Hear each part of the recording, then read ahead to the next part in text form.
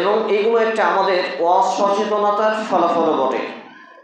বিশেষ করে আমরা যারা গার্জেন অভিভাবক রয়েছি, অনেক অংশে বাচ্চা ছেলে একটু দুষ্টুমি, একটু বদমেশি, একটু চঞ্চলে হয়, আর হবে, এটা স্বাভাবিক। তবে তাদেরকে গাইডমেন্ট করার জন্য আমাদের অবশ্যই একটা পদক্ষেপ থাকা দরকার। বিশেষ করে যদি 3 তলার উপরে কোনো রেলিং না থাকে, ফাঁকা থাকে, তাহলে সেইখানে তালা মারানো দরকার, যাতে কোনো ছেলে সেখানে উঠতে না পারে। এটা মসজিদ কমিটির একটি দুর্বলতা, যেটা মেনে নিতে হবে, কষ্ট হলেও, তিতা লাগলেও। পাশাপাশি যারা অভিভাবক রয়েছেন, যে ছেলে মেয়ে দুষ্টু, এটা একটা প্রকৃতিগত ন্যাচারাল বিষয়। সেই মোমেন্টটা প্রত্যেকেই দুষ্টুমি করে বা করবে। আপনি হাজারে একটা লোক খুঁজে পাবেন না যে ছোটবেলায় দুষ্টুমি করেনি, লক্ষ্যে একাধটা থাকতে পারে। তাহলে ওই মোমেন্টটা তাকে, বিশেষ করে বয়স যখন 0 থেকে 14, 15, 18 বছর পর্যন্ত বলা যায়, এই মোমেন্টটা তাকে খুবই রাখালের মতো দেখশন করতে হয়, গাইডমেন্ট দিতে হয়। তাহলে একটা ছেলেকে আমরা পূর্ণ কন্ট্রোলমুখী করতে পারবো, নইলে আউট অফ কন্ট্রোল হয়ে যায়। চলে আসছি আমি আমার মূল আলোচনার দিকে, যে মসজিদ, মাদ্রাসা এবং শিক্ষা ব্যবস্থায় জাহেলিয়াত অর্থাৎ কিয়ামতের একটি আলামত। আলোচনা শুরু করার আগে আপনাদের প্রতি অনুরোধ থাকবে, যারা হাঁটু গেড়ে বসে আছেন, হেলান দিয়ে বসে আছেন, হাঁটু গাড়া ছেড়ে দেবেন এবং হেলান ছেড়ে দেবেন, স্ট্রং হ্যাবিট হয়ে বসে আলোচনা শুনবেন। মসজিদ, আস-সাজিদ, আস-সুজুদ, এই শব্দগুলো থেকে উৎপত্তি হয়েছে, অর্থাৎ যে জায়গায় আল্লাহ রাব্বুল আলামিনকে একনিষ্ঠভাবে সাজদা করা হয়। সাজদে মে সর ঝুঁকাতে हैं हम, অর্থাৎ যেখানে আমি এবং আপনি সাজদায় মাথাকে নুইয়ে দিই, ঝুঁকিয়ে দিই, মূলত সেই জায়গাটিকেই মসজিদ বলা হয়। আমরা ধরতে পারি যে এটা মসজিদ, কিন্তু নবী মুহাম্মদ রাসূলুল্লাহ সাল্লাল্লাহু আলাইহি ওয়াসাল্লাম বলছেন যে যখন তোমার সালাতের অর্থ হয়ে যায়, তোমার মসজিদে যাওয়ার সুযোগ নেই, যেখানেই থাকো না কেন সেখানেই তুমি সালাত আদায় করে নাও, কারণ সেটাই হচ্ছে মসজিদ, আল্লাহর পুরো জমিনটাই হচ্ছে মসজিদ। অর্থাৎ এখান থেকে বোঝা যায় যে সাজদা দেওয়ার পুরো জায়গাটাই পৃথিবীর বুকে, আসমানের নিচে যা আছে সবই মূলত মসজিদের আওতাভুক্ত। তবে ব্যাপক হারে যেটা মসজিদ, সেটা হলো যেই মসজিদে আমরা বসবাস করছি, এখন অবস্থান করছি, খুতবায় উপস্থিত হয়েছে, এটা হলো স্পেশালিস্ট মসজিদ ব্যাপক হারে। তো এই মসজিদ এবং মাদ্রাসা আর শিক্ষা ব্যবস্থায় জাহেলিয়াত, একটু শুধু টাচ দেব আপনাদের। আর এই বিষয়টা আপনাদের মসজিদ কেন্দ্রিক এমনটি নয়, 431টা মসজিদ ঘুরে ঘুরে একটা আমি মোটামুটি ইনফরমেশন পেয়েছি, এবং সেইগুলো জাহেলিয়াতগুলো দেখেই মূলত আজকের বিষয়টা বেশ কয়েক জুমা থেকে সাজিয়ে, যদিও বেশি পড়াশোনা করতে পারেনি, একটু তুলে ধরার চেষ্টা করব। এই মসজিদ যারা পরিচালনা করবেন, তাদের বেশ কিছু গুণাগুণ লাগবে, আমরা ইনডাইরেক্টভাবে একটি আয়াতকে এখানে কোডিং করতে পারি, যেটা আমি আপনাদের সামনে দ্বিতীয় খুতবার পড়ে প্রথম দফায় পাঠ করেছিলাম। এটি রয়েছে সূরা আল-লুকমান, 13 নম্বর সূরা, 31 নম্বর সূরা, 21 নম্বর পারা, 412 নম্বর পৃষ্ঠা, 17 নম্বর আয়াতে আল্লাহ রাব্বুল আলামিন জানিয়েছেন যে লোকমান নামের একজন ব্যক্তি তার সন্তানকে উপদেশ দিয়ে বলেছিলেন, ইয়া বুনাইয়া, হে আদরের পুত্র সন্তান, আকিমিস সালাতা, সালাত কায়েম করো, প্রতিষ্ঠা করো, ওয়া আমরু বিল মারুফ, সৎ কাজের আদেশ করো, ওয়ানহা আনিল মুনকার, অসৎ কাজে নিষেধ করো, ওয়াসবির, এবং ধৈর্য ধারণ করো, সবর করো, আলা মা আশাবাকা ইন্না যালিকা মিন আজমিল উমুর, কারণ যখন মানুষ সালাত কায়েম করে, ন্যায়ের আদেশ দেয়, অন্যের বিরোধিতা করে, তখন তার উপরে সামাজিক, রাজনৈতিক, রাষ্ট্রীয় যে কোনোভাবে বাধা বিপত্তি, দুর্ঘটনা, ষড়যন্ত্র আসতে পারে। তখন কি করবে? অসবির, সবর করবে, ধৈর্য ধারণ করবে। আর জেনে রাখো, আলা মা আসাবাকা ইন্না যালিকা মিন আজমিল উমুর, এটা হবে একটি তোমার সাহসিকতার কাজ। সুবহানাল্লাহ। এই আয়াত প্রমাণ করে, অর্থাৎ সূরা আল-লুকমান 31 নম্বর সূরা, এটি 21 নম্বর পারা, 412 নম্বর পৃষ্ঠা, আয়াত নম্বর 17, এটি প্রমাণ করে যে সালাত আদায় করা, নামাজ কায়েম করাই মূলত মুমিনের কাজ নয়। মুমিনের কাজ হলো নামাজ 5 ওয়াক্ত everyday and nights, prayers 5 times, মসজিদে আসবে, সাজদে মে সর ঝুঁকাবে। তবে এর পাশাপাশি তার আরেকটি দায়িত্ব বেড়ে গেছে, ইমানি দায়িত্ব, সেটা হচ্ছে ন্যায়ের আদেশ দেবে, ভালো কাজের আদেশ করবে। এই ভালো কাজের আদেশ এবং ন্যায়ের আদেশ করা খুবই সহজ, এতে মানুষ মারে না, বকে না, হাসি মুখে এড়িয়ে যায়। কিন্তু যখনই ওয়ানহা আনিল মুনকার, খারাপ কাজে নিষেধ করবে, বাধা দেবে, অন্যায়ের প্রতিবাদ করবে, তখনই তার উপরে সর্ব ধরনের বালা মুসিবত আসবে। সামাজিকভাবে তাকে মারার, হত্যা, হুমকি, আরো বিভিন্ন কিছু, জেল জুলুম, ফাঁসি, শরীর ফাঁসি, আরো কিছু আসবে। আর এটা হবে সাহসিকতার কাজ। তাহলে বীরত্বের বিপরীত হচ্ছে হিজড়াপনা, অর্থাৎ সাহসিকতার বিপরীত হচ্ছে ভীরুতা বা কাপুরুষতা। তাহলে বীর পুরুষের বিপরীতে আমরা যেটা বলছি কাপুরুষ। তাহলে এটা যদি সাহসিকতার কাজ হয়, সালাত কায়েম করা নাম্বার 1, নাম্বার 2 ন্যায়ের আদেশ করা, নাম্বার 3 অন্যায়ের নিষেধ করা, নাম্বার 4 ধৈর্য ধারণ করা। তাহলে এটা যদি সাহসিকতার কাজ হয়, এর বিপরীত কোনটা? সালাত, নামাজ ত্যাগ করা, ন্যায়ের আদেশ না করা, অন্যায়ের নিষেধ না করা, ধৈর্য সবর না করা। তাহলে এই 4টি কাজ যারা করবে তারা হবে সাহসিক, তারা হবে আল্লাহর কাছে চ্যাম্পিয়ন। আর যারা এর বিপরীতে থাকবে তারা হবে ভেড়ু, কাপুরুষ, আর যেটা তৃতীয় লিঙ্গ শব্দ ব্যবহার করা হয় সেটা। তাহলে এখান থেকে আমরা একটা টার্গেট নিতে পারি, যে একটি বিষয়কে কোড করতে পারি, যে যারা মসজিদ আর সুজুদ আর সাজিদ, সাজিদ বলা হয় ওই ব্যক্তিকে যে সাজদা করে, আর সুজুদ যেখানে মসজিদে সাজদা করা হয়। তাহলে এই মসজিদের পরিচালনাকারী দায়িত্ব কে বা কারা নেবে বা কাকে দেবে? আজকে আমাদের সমাজে এখানে একটি বড় বৃহত্তর জাহেলিয়াত ঢুকে আছে। ব্যাপারটি অবশ্যই আমাদের সংশোধনে নিয়ে আসতে হবে। আর মুমিনদের গুণ হচ্ছে সামি'না ওয়া আতা'না, শুনলাম এবং মেনে নিলাম। সূরা আল বাকারা 2 নম্বর সূরা 285 নম্বর আয়াত এবং সূরা আন-নিসার একটি আয়াত রয়েছে। আর মুনাফিকদের গুণাগুণ হচ্ছে সামি'না ওয়া সাইনা, শুনলাম কিন্তু মানলাম না, ওখানে রেখে দিলাম। অতএব আমাদেরকে শোনার পরে মানতে হবে এবং এটাকে সংশোধন অবশ্যই করতে হবে, নইলে মৃত্যুর পরে আমার এবং আপনার জন্য ভয়ঙ্কর লাঞ্ছনাদায়ক শাস্তি অপেক্ষা করবে। নাম্বার 1, জুমার দিনের সময় সংকীর্ণের জন্য শুধু টাচ দেব, বিস্তারিত বলার সময় নেই। আল্লাহর উপরে যারা ঈমান আনয়ন করবে, অর্থাৎ আমানতু বিল্লাহ, যারা আল্লাহর প্রতি ঈমান আনয়ন করবে, এ মতো লোকেরা মসজিদের হকদার কি করার? পরিচালনা করার এবং মসজিদের যাবতীয় কার্যক্রম করার। আরেকটি বিষয়, আল্লাহর প্রতি ঈমান আমাদের মতো নয়। আমরা কি রকম ঈমান আনি? শুক্রবারেতে ওজুর শেষে কালিমা শাহাদাত তো পড়ি নাকি? আশহাদু আল্লা ইলাহা ইল্লাল্লাহ, আমরা শাহাদাত দিই। এই ঈমান নয়। ঈমান এটা আভ্যন্তরীণ বিষয়, এটা ইন্টারনাল বিষয়, ভেতরের বিষয়। এক্সটার্নাল হলো, বহিঃপ্রকাশ হলো আমার ভিতরে ঈমান আছে, এটা প্রকাশ পাবে কিসে? দিনে এবং রাতে 5 ওয়াক্ত নামাজ আদায়ের মাধ্যম দিয়ে। আমার ভেতরে ঈমান আছে, এটা প্রমাণ করবে কিসে? দিনে এবং রাতে 5 ওয়াক্ত নামাজ আদায়ের মাধ্যমে। তাহলে বেনামাজি কিন্তু ঈমানদার নয়, বেনামাজি ঈমানদার নয়, কখনো নয়। কারণ তার ঈমান আছে, এটা কিসে প্রমাণ করবে? নামাজের মাধ্যমে। নামাজি যদি না থাকে তাহলে ঈমান আছে? ঈমান নেই।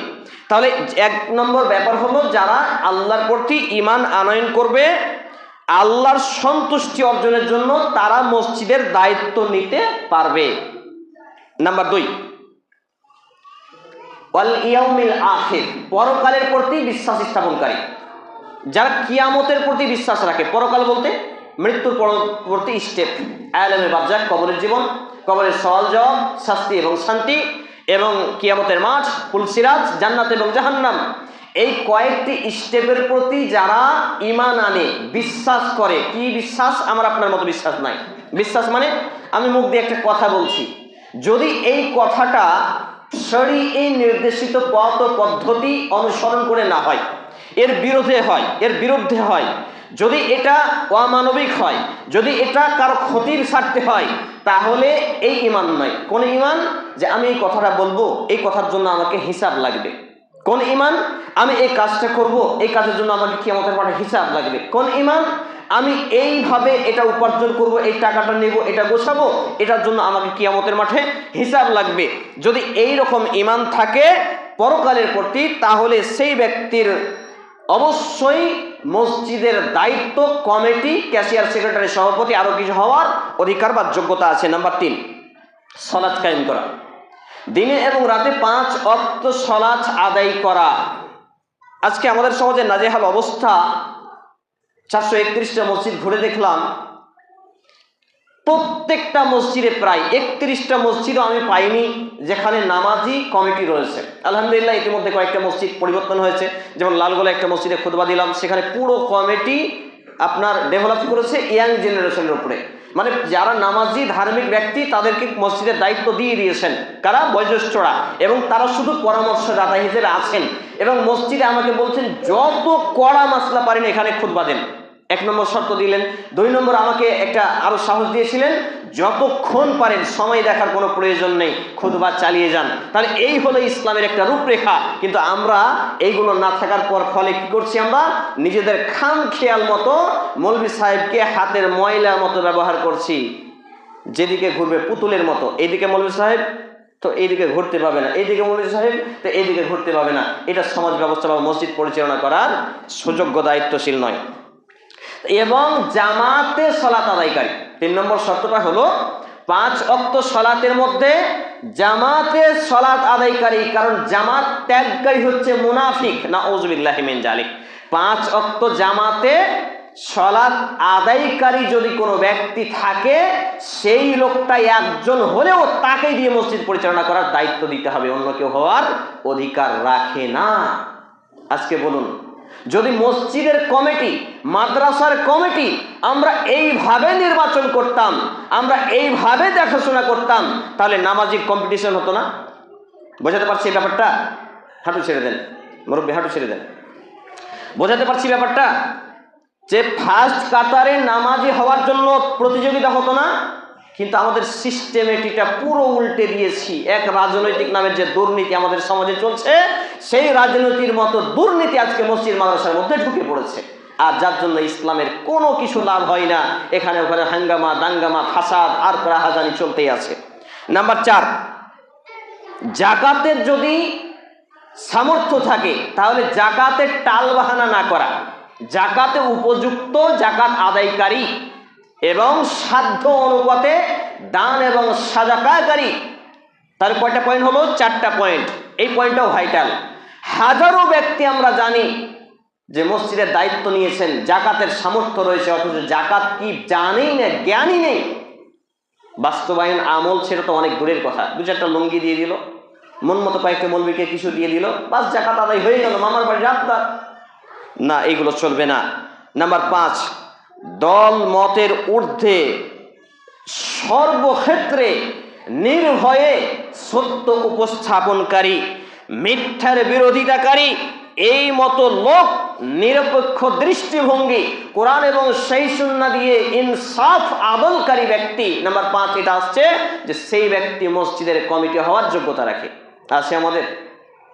আজকে যদি আমার ছেলে অন্যায় করে, তো এটা তো আমার বেটা, ইটস নো প্রবলেম, এটা কোনো ব্যাপার হলো নাকি। কিন্তু ওই অন্যায়টা কোনো দরিদ্র লোকের ছেলে করলো, তার উপরে 2-4-10টা লোক ডেকে বিচার করে তাকে জরিমানা করে ছেড়ে দিই আমরা। এই তো আমাদের ইনসাফ নাকি? লা হাওলা ওয়ালা কুওয়াতা ইল্লা বিল্লাহ।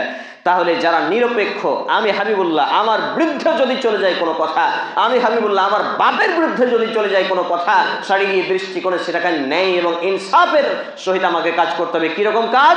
নবী মুহাম্মদুর রাসূলুল্লাহ সাল্লাল্লাহু আলাইহি ওয়াসাল্লামের কাছে একজন লোক যখন আল্লাহ তাআলা আয়াত নাজিল করলেন কুরআনুল কারীমের হাত কেটে দেওয়া চুরির ব্যাপারে, চুরি করলে হাত কেটে দাও কবজি থেকে, তো একজন লোক বলছে, আল্লাহ রাসূল সেই লোকটা আমাদের বংশের বা আমাদের গোত্রের, তো শাস্তিটা মাফ করে দেওয়া যায় না? নাউযুবিল্লাহি মিন যালিক। কত বড় সাহস দেখছেন।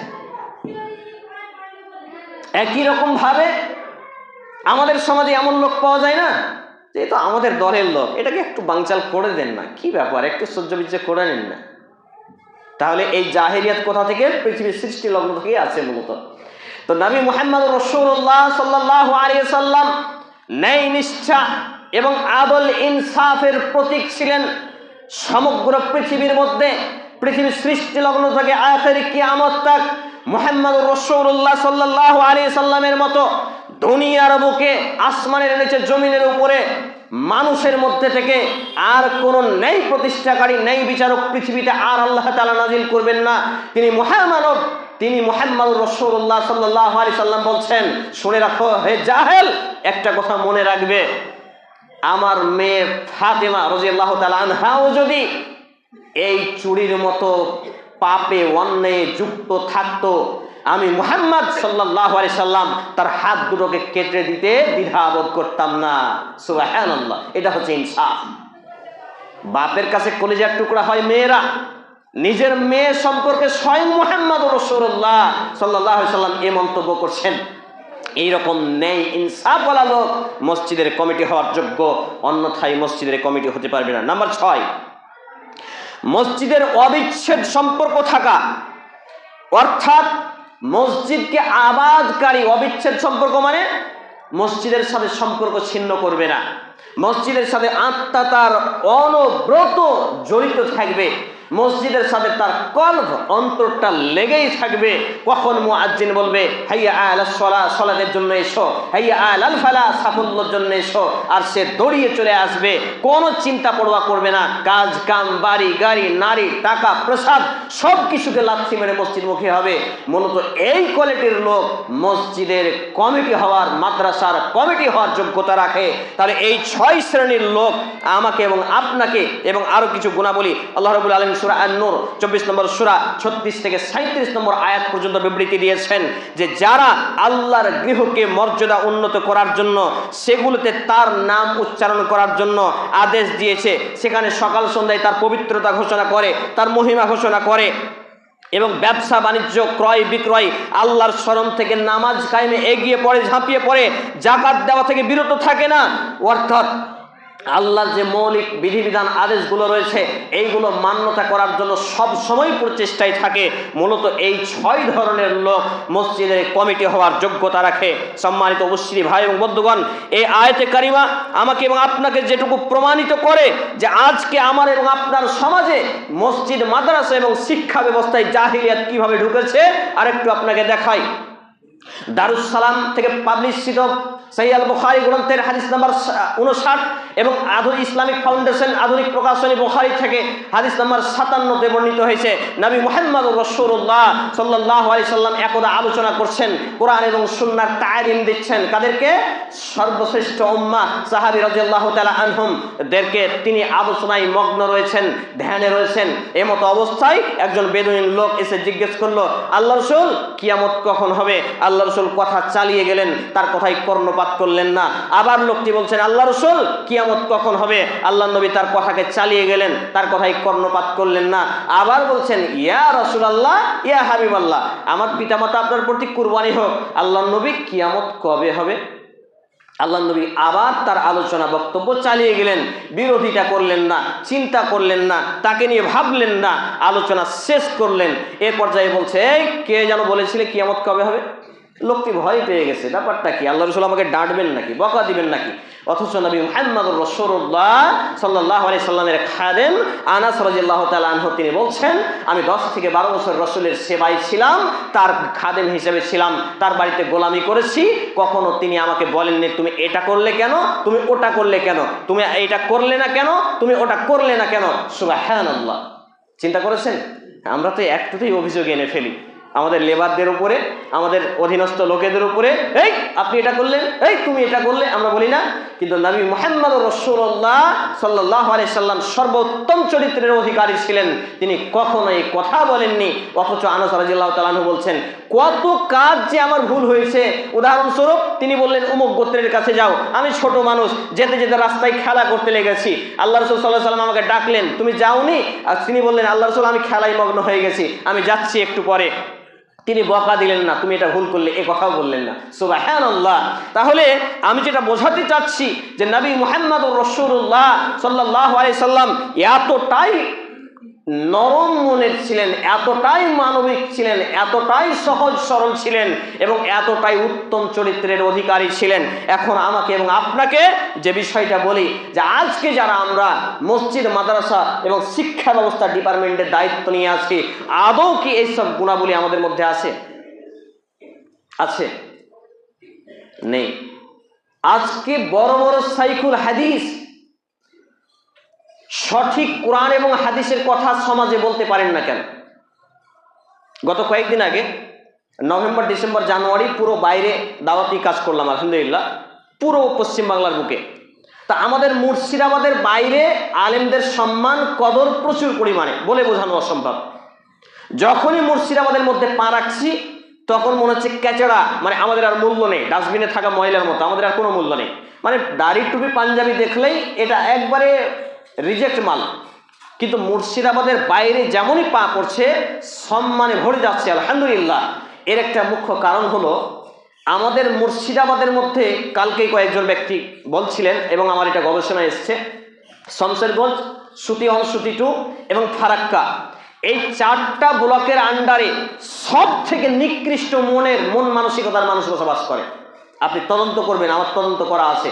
এবং কালকে সাধারণ মানুষগুলো এই কথা বলছেন, ব্যবসায়িক লোকগুলো এই কথা বলছেন, এই 4টা ব্লকের মধ্যে মুসলমানদের মধ্যে সব থেকে নিকৃষ্ট, মূর্খ এবং নিচু মন মানসিকতার লোক বসবাস করে, যার জন্য আলেমদের কদর নেই, সম্মান নেই, মূল্যায়ন নেই, হিংসা বিদ্বেষ, কোরআন হাদিসের প্রতি ভালোবাসা নেই, এবং এর সম্মান মসজিদ মাদ্রাসার উপযুক্ত দায়িত্বশীল নেই। আমি যখন নদিয়া ডিস্ট্রিক্টে প্রোগ্রামে গেলাম, খুতবা দিলাম, প্রোগ্রাম দাওয়াতি সভা করলাম এবং গ্রাম ভিত্তিক স্ট্রিট দাওয়া করলাম, তো সেখানে তারা বলছে আপনাদের ধুলিয়ানে তো সবাই হানাফি না আহলে হাদিস, তো সবাই তাহলে মসজিদে জায়গা জুড়ে না এত নামাজি? তো ওদের মধ্যে একজন লোক ছিলেন, উনি বললেন আমি ধুলিয়ানে প্রায় 12 বছর থেকেছি, 2-4 জন ফজরে মুসল্লি পাওয়া যায় না। লা হাওলা ওয়ালা কুওয়াতা ইল্লা বিল্লাহ। তারা মনে করছেন যে আহলে হাদিস মানে সবাই কি 5 ওয়াক্ত নামাজি, কিন্তু আমাদের অবস্থা কি? 5 ওয়াক্ত নামাজি তো অনেক দূরের কথা, শুক্রবার নামাজি।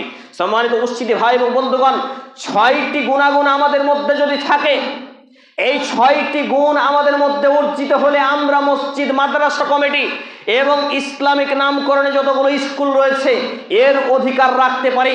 এবার আপনাকে দেখাই মসজিদ কতদিনে, এই সবটা কতদিন আগে পারা হয়েছে, এই কার্পেটটা কদিন আগে পারা হয়েছে। যদি আপনাদের মসজিদটা পরিষ্কার পরিচ্ছন্ন আছে মাশাআল্লাহ, মোটামুটি 1 সপ্তাহ। আপনার গায়ের ড্রেসটা কদিন আগে সাফ করেছেন, পরিষ্কার করেছেন? এটা সপ্তাহে 2 দিন করা লাগে, একবার ঘেমে গেলেই করা লাগে। একই জায়গা মসজিদ, আল্লাহর কাছে সাজদা করবেন, সর্বোত্তম জায়গা, পৃথিবীর স্রষ্টার কাছে মাথা নোয়াবেন, সেই কার্পেটটাই গন্ধ হয় না?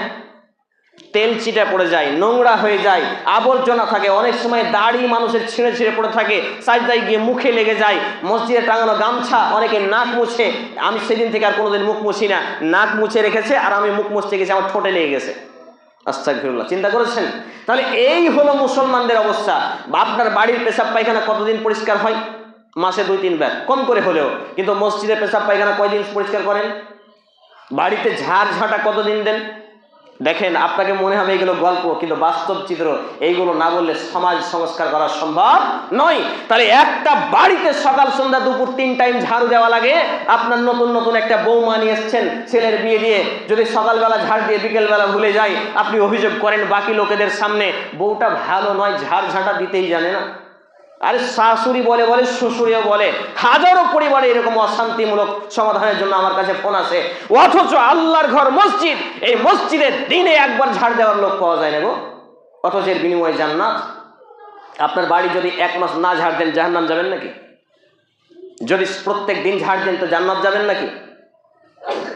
কোনো তো বর্ণনা নেই। কিন্তু মসজিদ আল্লাহর ঘর, এটা সেবা যত্ন করে পরিষ্কার পরিচ্ছন্ন করা, সুগন্ধি লাগানো, আতর ছিটানো, ধূপকাঠি জ্বালানো, চন্দন কাঠ জ্বালানো, এগুলো যে সুন্নাহ, কই জ্ঞান কই?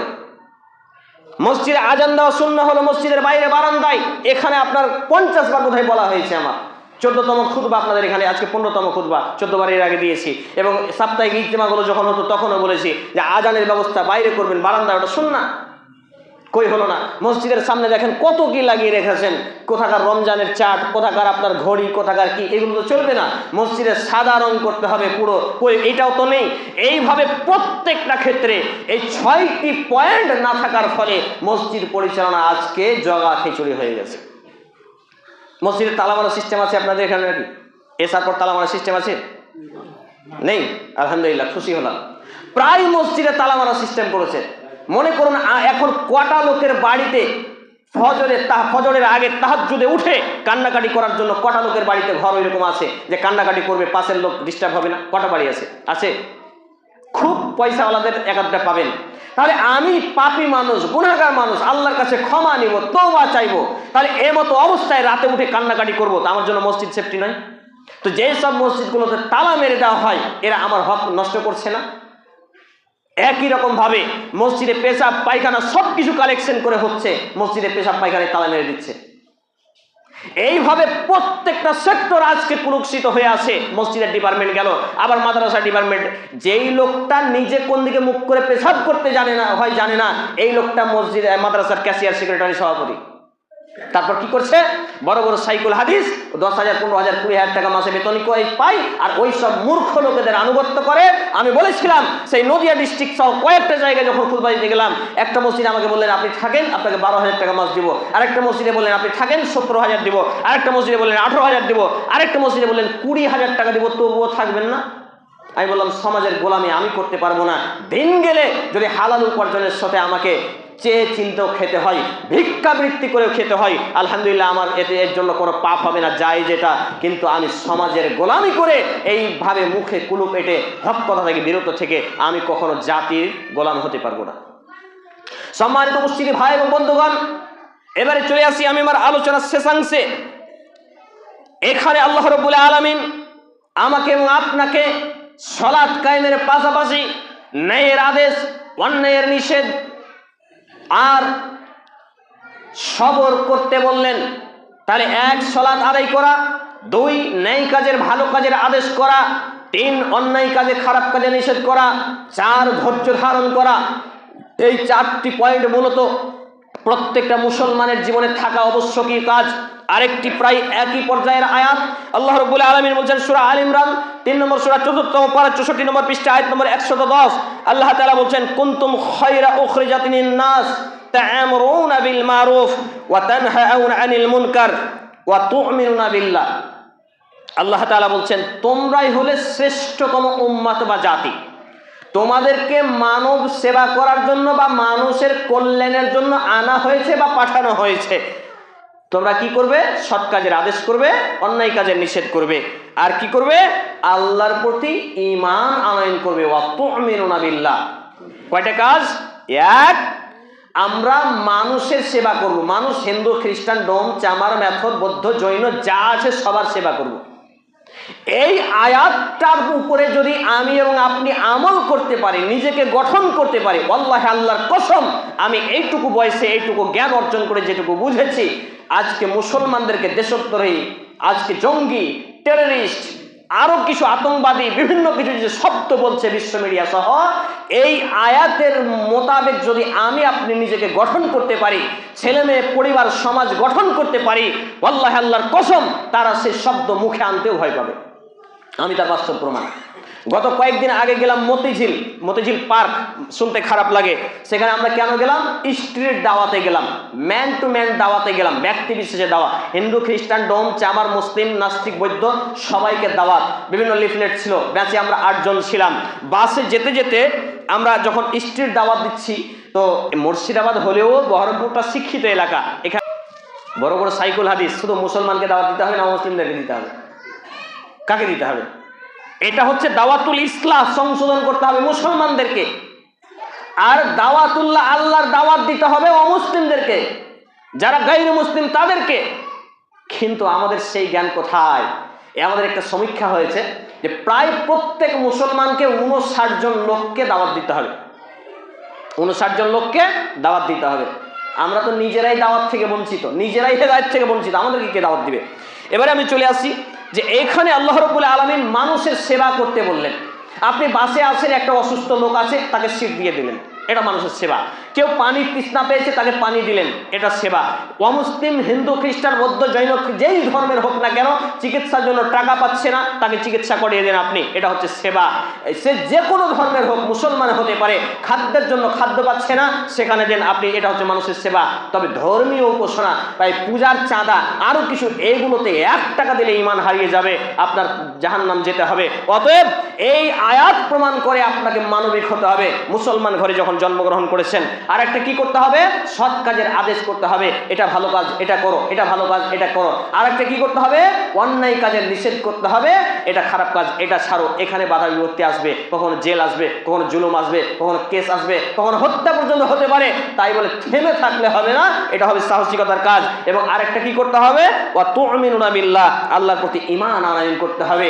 এইভাবেই মূলত আমাকে এবং আপনাকে সমাজ সংস্কার করতে হবে। আর যে হাদিসটা বলেছিলাম, হাদিসটা বলে আলোচনা গুটিয়ে ফেলবো, সেটা হচ্ছে আনাস ইবনে মালিক রাদিয়াল্লাহু তাআলা আনহু قال قال النبي صلى الله عليه وسلم لا يؤمن أحدكم حتى أكون أحب إليه من والده وولده والناس أجمعين আনাস ইবনে মালিক রাদিয়াল্লাহু তাআলা আনহু তিনি বলছেন নবী মুহাম্মদ রাসূলুল্লাহ সাল্লাল্লাহু আলাইহি সাল্লাম বলেছেন কেউ প্রকৃত অর্থে ততক্ষণ পর্যন্ত মুমিন মুসলমান পূর্ণাঙ্গ হতে পারে না যতক্ষণ না আমি মুহাম্মদ রাসূলুল্লাহ সাল্লাল্লাহু আলাইহি সাল্লাম তার নিকট তার পরিবার থেকে তার সন্তানাদি থেকে তার পিতামাতার থেকে এমনকি ওয়ান্নাসি আজমাইন তাম পৃথিবীর বাড়ি গাড়ি টাকা পয়সা আত্মীয় স্বজন যা কিছু আছে সবার থেকে আমি মুহাম্মদ রাসূলুল্লাহ সাল্লাল্লাহু আলাইহি সাল্লাম ভালোবাসার পাত্র না হয় ভালোবাসার পাত্র মানে যখনই শুনেছি এটা আল্লাহ রসুলের আদেশ তখনই সেটাকে মেনে নেওয়া মাথা নত করে মেনে নেওয়া কোনো রকম অজুহাত যুক্তি খাড়া না করা এই পর্যায়ে যদি আমি এবং আপনি নিজেকে গঠন করতে পারে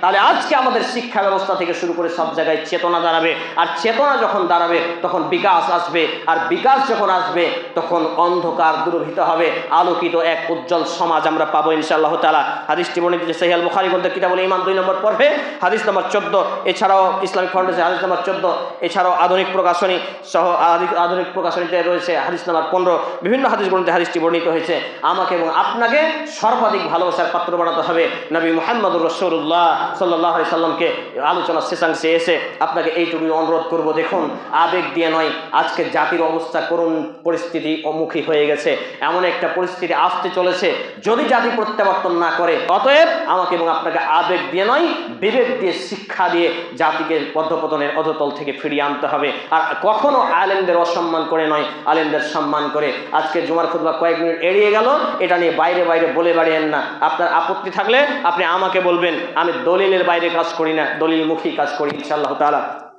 আল্লাহ রাব্বুল আলামিন যতগুলো কথা বললাম সমস্ত কথাগুলো মেনে চলার তৌফিক নসিব করুন আগে আমাকে আমার ছেলে মেয়ে পরিবার পরিজন ভাই বোন আত্মীয় স্বজনকে তারপর উপস্থিত ভাই এবং বাবা জীবনকে আমরা বলি আল্লাহুম্মা আমিন হে আল্লাহ রাব্বুল আলামিন আমরা যারা অসুস্থ আমাদের পূর্ণাঙ্গ সিফায়ে কামিল আজিলাদিন আমরা বলি আল্লাহুম্মা আমিন হে আল্লাহ রাব্বুল আলামিন আমরা যারা অভাবী আমাদেরকে অভাবমুক্ত হালাল জীবিকা নির্বাহ করার তৌফিক নসিব করুন আমরা বলি আল্লাহুম্মা আমিন হে আল্লাহ রাব্বুল আলামিন আমরা যারা অসুস্থ রয়েছে আমাদের সিফায়ে কামিল আজিলাদিন আমাদের যারা মুসলমান হয়ে মৃত্যুবরণ করেছে প্রত্যেকের বাপ মা ভাই বোন আত্মীয় স্বজন বিশেষ করে আমার নানি আব্বা মা রাহিমাহুল্লাহ তাআলা আল্লাহ তাআলা তাদের জীবনের প্রতিটি ক্ষমা করুন তাদের কবরের শান্তির বিছানা বিছিয়ে দিন তাদেরকে জান্নাতুল ফেরদাউস নসিব করুন আমরা বলি আল্লাহুম্মা আমিন এ দাবি এ দোয়া এ দরখাস্ত মহান আল্লাহ সুবহানাহু ওয়া তাআলার সামনে রেখে আমরা আমাদের আলোচনা এখানেই টেনে